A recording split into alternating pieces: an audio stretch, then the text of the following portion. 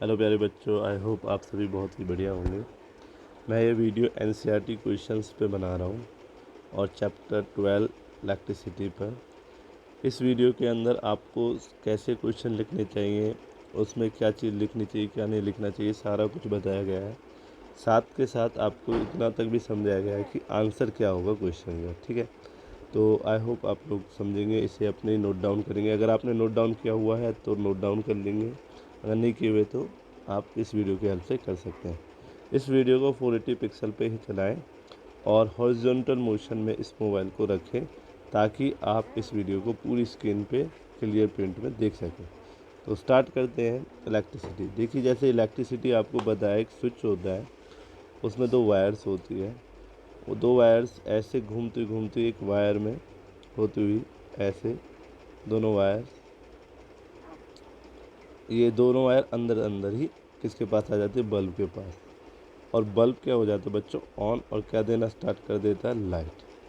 तो ये बेसिक सी इलेक्ट्रिसिटी है जो हर किसी इलेक्ट्रॉनिक डिवाइस में होती है। अब जो हमारे सर्किट वगैरह हैं उनमें चीज़ें दिखाता हूँ। ये दो वायर सिंपल वायर्स नहीं होती। ये कैसे हम तो इस डायग्राम को अगर मैं ड्रॉ करूँ, डायग्राम को ड्रॉ करूँ तो कैसे मैं इसे ड्रॉ करूँगा आपको दिखाता हूँ बुक के लिए। तो बेसिकली ये इलेक्ट्रिक सर्किट डायग्राम कुछ ऐसे ड्रॉ होगा। वो दो बैटरीज थी, ये तो हो गया स्विच बोर्ड, ठीक है, जिसमें दो तार लगे हुए थे, जिनमें से एक तार ऐसे गया और एक तार ऐसे गया। उसमें स्विच बोर्ड से दोनों तारें ऐसे निकल गई, ठीक है ना। तो हम एक वायर को लेफ़्ट ले जाते, एक वायर को राइट ले जाते। देखिए लेफ़्ट और ये दोनों होती हुई किस पे गई, बल्ब पे, और बल्ब जल गया। ये होता है हमारा सर्किट डायग्राम। जो आप लोगों को बनाना होता है वो क्या होता है, आप लोग जो डायग्राम बनाएंगे एग्ज़ाम पेपर बोर्ड में, तो ये रेजिस्टेंस वो बल्ब है बच्चों, ये बल्ब है, इसे रेजिस्टेंस कहा गया है, ठीक है।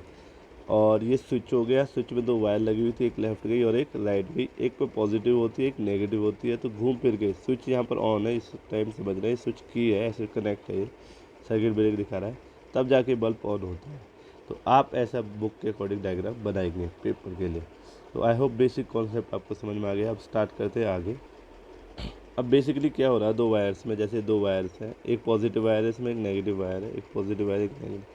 तो क्या हो रहा है, पॉजिटिव पॉजिटिव से कनेक्ट होती है, नेगेटिव नेगेटिव से कनेक्ट होता है। अब क्या होता है कि इन वायर्स में ऐसे कुछ, जहाँ आपको दिखाई दे रहा है लाइट, जैसे आप लाइट कह सकते हो, या फिर कुछ बच्चे हिंदी में बिजली भी कह देते हैं, जैसे उनका कंफर्ट जोन है। तो ये इन वायर्स में फ्लो करता है। ये बहुत ही हाई पोटेंशियल पे रखा हुआ सिस्टम है।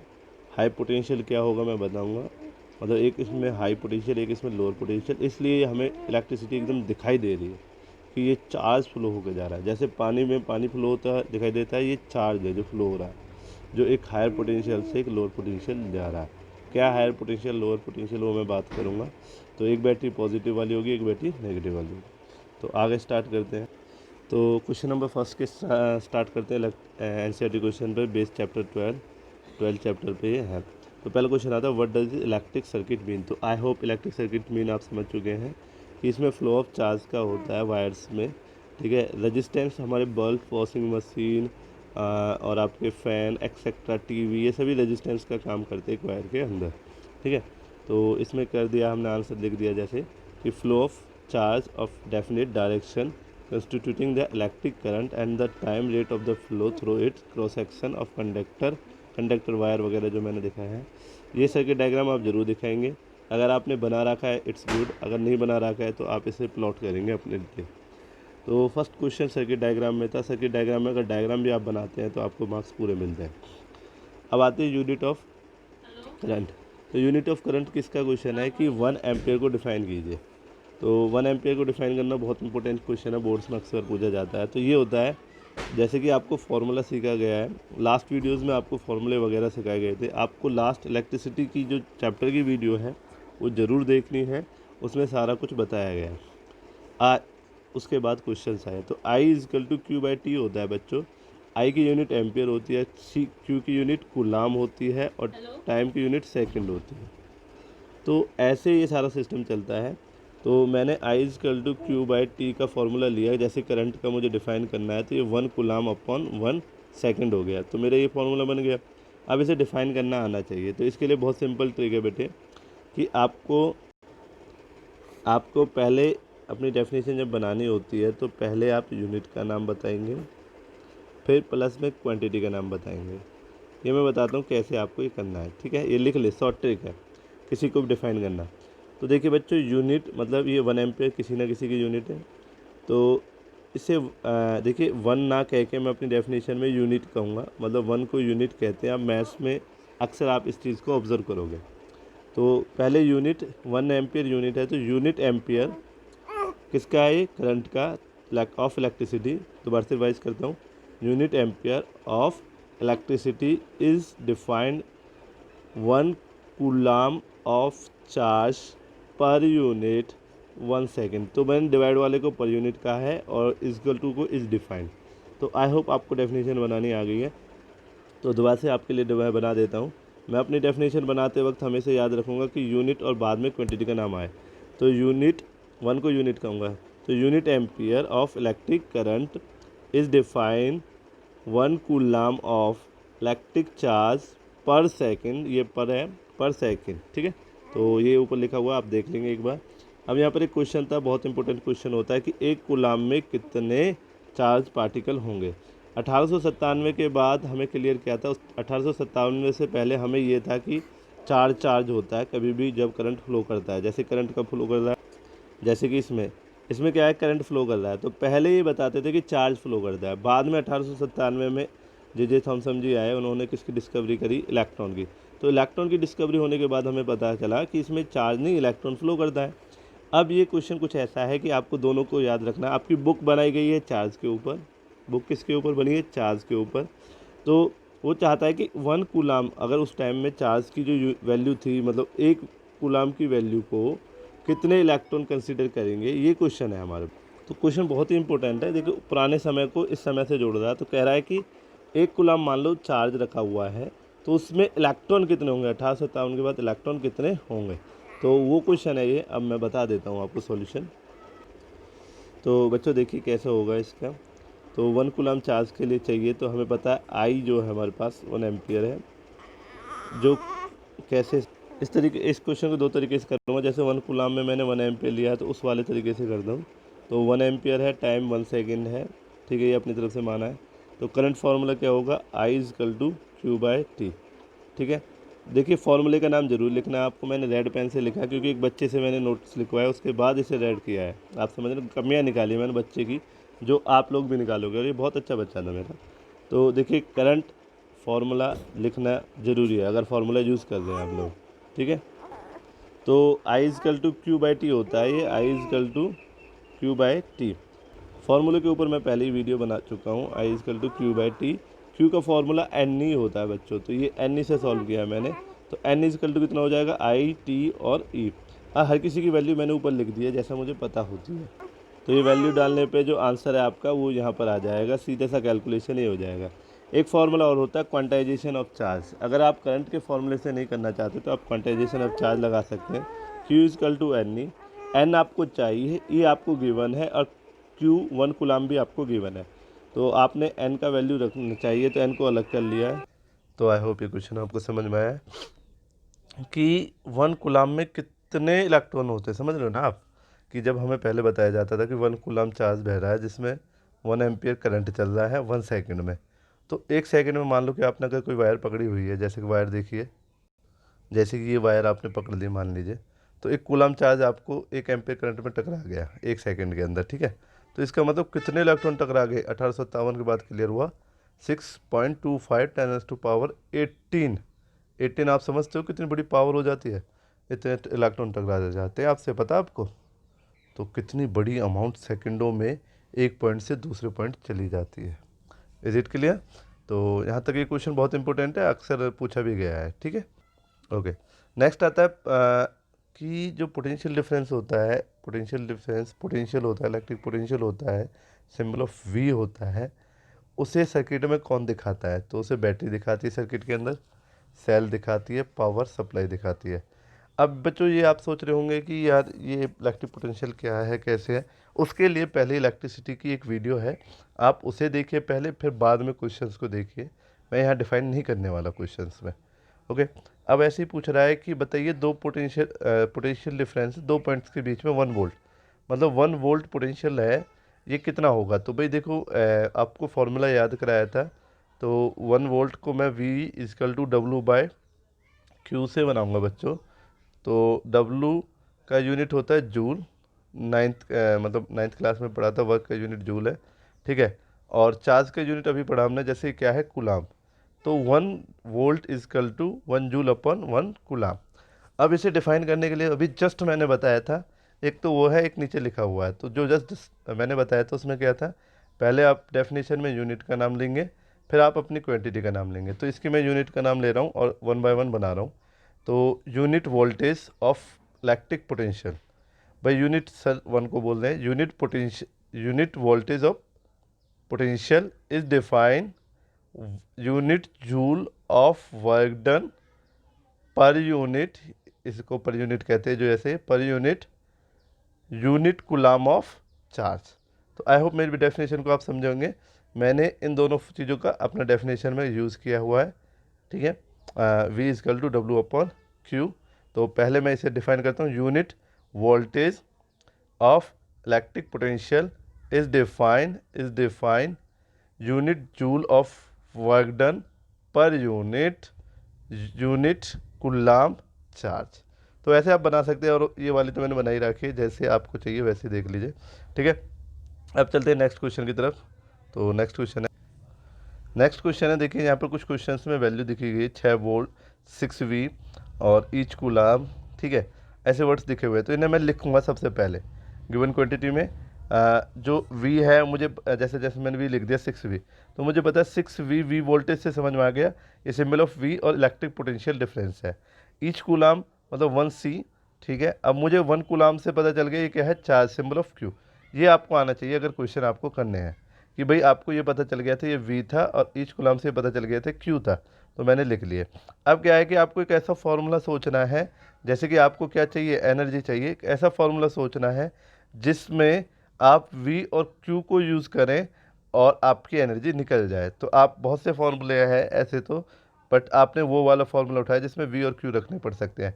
तो आप इलेक्ट्रिक पोटेंशियल के फॉर्मूले को कन्वर्ट कर गए W में। W और एनर्जी बहुत आर सेम, आपने 9th क्लास में भी पढ़ा था, जो एनर्जी होगी उतना ही वर्क डन होगा। तो इस बिहाफ से मैंने क्वेश्चन में फॉर्मूला लगाया और मेरा आंसर यहाँ पर आ चुका है 6 जूल। तो आई होप आप लोग समझे होंगे, ठीक है। अब आगे चलते हैं। यहाँ बहुत इंपॉर्टेंट क्वेश्चन है, रेजिस्टेंस किस किस बात पर डिपेंड करता है। तो R is equal to row L/A का एक फॉर्मूला आप लोगों ने याद किया होगा जब रेजिस्टेंस आपको याद कराया था। इसमें R डायरेक्टली प्रोपोर्शनल लेंथ के है और R इन्वर्सली प्रोपोर्शनल 1/A के है। प्रोपोर्शनल को आपको समझना पड़ेगा। प्रोपोर्शनल में जो सामने सामने क्वांटिटी होती है, तो एक को बढ़ाने पे दूसरी भी बढ़ती है, पर इन्वर्सली प्रोपोर्शनल में उल्टा होता है कि एक बढ़ाने से, सॉरी, एक घटाने से दूसरी वाली बढ़ती है, और इससे जब बढ़ाओगे तो ये वाली घट जाएगी। तो आई होप आप मेरी बात को समझोगे। तो ये इन चीज़ों पे डिपेंड करता है, तो यहाँ बताया गया है बाकायदा। तो इस फॉर्मूले को ब्रेक कर लिया मैंने, रो L/A, ठीक है, rho L length, A area, rho resistivity. तो उसी के ऊपर क्वेश्चन लिख दिया है यहाँ पर कि रेजिस्टेंस डायरेक्टली प्रोपोर्शनल होगा लेंथ के, ये लिख दिया यहाँ पर, बाकी ऊपर लिख रखा है। एक बार आप बस अपने आप को कर लेना। कह रहा है अगर डबल होगी लेंथ तो रजिस्टेंस भी डबल हो जाएगा, ठीक है। मतलब आपने लेंथ को डबल किया तो रजिस्टेंस भी डबल हो गया। ऐसे ही रेजिस्टेंस का जो एरिया है वो किस बात पे डिपेंड करता है, वो आपका डिपेंड करता है रेजिस्टेंस के इन्वर्सली प्रोपोर्शनल पर। अगर एरिया को आधा कर दोगे तो जो रेजिस्टेंस है R वो डबल हो जाएगा। तो ये 1/A होता है बच्चों, ये गलती से L/A लिख दिया इसने, 1/A, ठीक है। अब यहाँ ये रो है, रो कैसे बनते हैं सर, ऐसे बनती है रो, ये P नहीं है, रो है। तो आई होप मेरी बात समझे होंगे आप लोग। तो भाई देखो आपको ये फॉर्मूला याद करा दिया गया है, ठीक है, कि R क्या, रेजिस्टेंस, रो रजिस्टिविटी होती है, मटेरियल प्रॉपर्टी होती है, हर किसी की अलग होती है मटेरियल प्रॉपर्टी। आयरन की अलग होगी, कॉपर की अलग होगी, ठीक है ना, और एल्यूमिनियम की अलग होगी, सिल्वर की अलग होगी, तो हर किसी की होती है। तो ये फॉर्मूला है। अब इसे अप्लाई कैसे करना है वो देख लीजिए। अब जो एक वायर होती है बेसिकली ऐसे तो लंबी होती है, जिससे L में मेजर किया जाता है, ये लेंथ होती है, और ऐसे ये मोटी होती है। तो ये चीज़ है ना जो वो एरिया कंसीडर करती है। मतलब R is equal to row L/A में जो एरिया है वो कौन सा एरिया है, वायर तो सिलेंड्रिकल होती है। अब ये वाला क्रॉस सेक्शन एरिया होता है, इसे क्रॉस सेक्शन एरिया कहते हैं, ये होता है। आई होप मेरी बात समझ रहे हैं। कर्व एरिया भी है बच्चों, एक स्पेयर होता है, आपने मैथ्स में पढ़ा होगा। तो इसे कर्व एरिया, अगर इसका पूरा टोटल एरिया निकालूँ सिलेंडर का, तो curve area plus cross section area cylinder का एरिया ऐड होता है। तो आपको कौन सा एरिया देखना है हमेशा? कर्व एरिया, जिसका फॉर्मूला कितना होगा? पाई आर स्क्वेयर। तो ये आपको लगेगा कभी भी 2πrl नहीं होगा, जो कर्व एरिया का आप यूज़ कर सकते हैं। तो आई होप क्लियर है। आगे अब देखिए, बेसिकली ये सभी वायर्स हैं, ठीक है ना, ये वायर है, ये भी वायर है, ये भी वायर है जी। अब इसमें देखिए क्या चेंज किया गया है, मैं बताता हूँ। ये वायर दिखाई दे रही है आपको, ठीक है, और ये वायर भी दिख रही है आपको। अब इन दोनों वायर्स के कलर अलग है, तो इससे मैं बताना चाहता हूँ कि रजिस्टिविटी अलग है। रजिस्टिविटी कुछ अलग नहीं है, मैंने पहला मटेरियल मान लीजिए कॉपर का, तो दूसरा आयरन का ले लिया, तो मैंने मटेरियल चेंज कर दिया वायर का। तो आई होप आपको मटेरियल चेंज करना आया होगा। अब देखिए, ये इसकी ओरिजिनल शेप है पहली वाली, मैंने इसे ऐसे फैला दिया, तो इसकी क्या दिखाई दी आपको? लेंथ बढ़ गई। ये लेंथ का चेंज था। अगर मैंने इस पहली वाली को ऐसे थोड़ा सा टुकड़ा दूँ मतलब, तो एरिया क्या हो गया आपका? बढ़ गया। तो रेजिस्टेंस वैल्यू क्या हो गई? घट गई। तो इसका मतलब रेजिस्टेंस वैल्यू रजिस्टिविटी पे भी डिपेंड करी, बिगर के लिए बिगर होगी। अगर एरिया बढ़ा दिया जाए तो रेजिस्टेंस हाफ हो जाएगा, क्योंकि आर इनवर्सली प्रोपोर्शनल 1/a, और लेंथ वाले में आप अगर लेंथ को 2 टाइम्स करेंगे तो एरिया भी 2 टाइम्स हो जाएगा।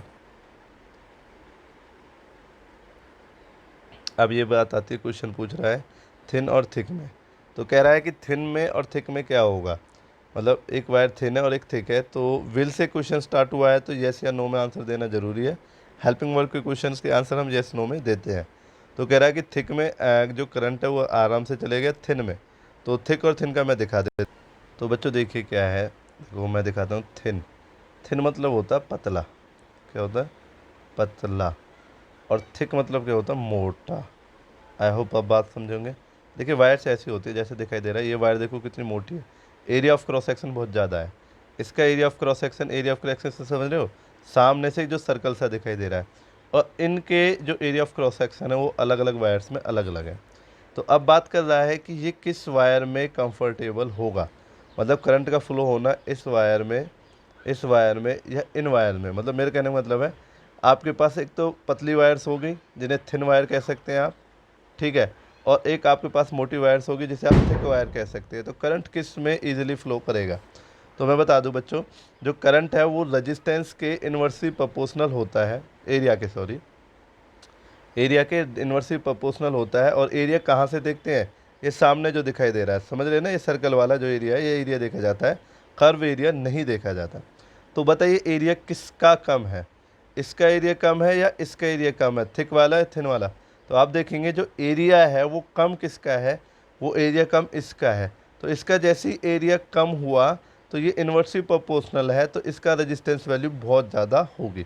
तो मतलब ये वाली वायर्स आप कम से कम यूज़ करना चाहोगे, ये वाली ज़्यादा से ज़्यादा। क्यों? क्योंकि इनका एरिया ज़्यादा मोटा होने के कारण इनका जो रेजिस्टेंस वैल्यू है, एरिया बढ़ा तो रेजिस्टेंस वैल्यू घट गई। और हम किसी भी चीज़ को यूज़ करते हैं उसकी रेजिस्टेंस वैल्यू से देखकर। रेजिस्टेंस का मतलब होता है अपोज ऑफ करंट। हम नहीं चाहते हमारे करंट का अपोज हो किसी भी वायर में, क्योंकि अगर अपोज होगा तो करंट को यूज़ करेगा और उसका बिल हमें भरना पड़ेगा। ये होता है बच्चों कॉन्सेप्ट। तो आई होप आप मेरी बात समझे होंगे। तो आप कहोगे कि थिक वायर ज़्यादा अच्छी है as compare thin wire.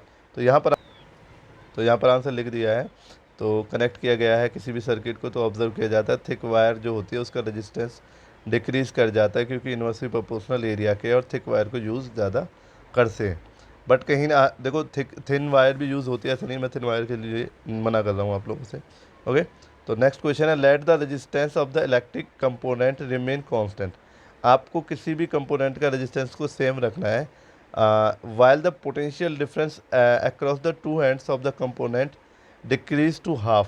V का वैल्यू हाफ हो चुका है पहले से, okay, of its farmer value, पहली वाली वैल्यू से। What change will be occur in the current. तो ये कांस्टेंट रहेगा।